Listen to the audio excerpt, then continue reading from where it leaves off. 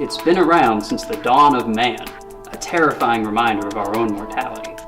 It's gone by many names: variola, the red plague, or the one you're most familiar with, smallpox.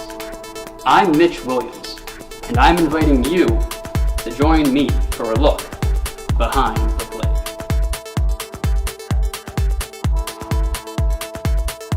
It all started in the year 10,000 BC.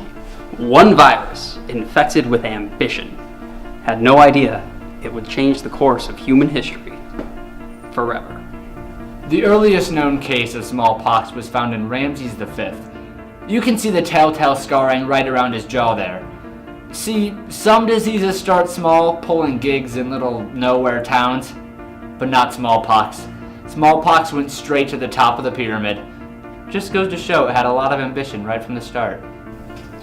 There's a bit of debate about smallpox in the infectious virus community. You know, a bunch of haters always saying that smallpox basically just racked up its stats because people couldn't tell it apart from other viruses. Man, that's some bull. Some f***ing bull. Smallpox has always been hella lethal. I mean, it's really had an incredible impact on humanity. Kings, pharaohs, shoguns, emperors. It's really touched the leaders of the world in a substantial way. But it wasn't all smooth sailing for smallpox.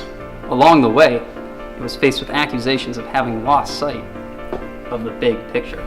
Yeah, right around the 1700s is when it really sold out. I mean, come on. Contaminating blankets for the British Empire? That's just working for the man. I know it lost a lot of support when that happened. Public sentiment really turned on it. Alright, sure. Smallpox made some mistakes in the 1700s, but that's okay. Everyone makes mistakes. Personally, I'm more of a fan of its early work anyways. I like to think about what it was, not what it became. But the bad times only got worse. With the discovery and distribution of a vaccine, smallpox found itself waning in popularity. In the 60s, the mortality rate started dropping. First to 20%, then even lower.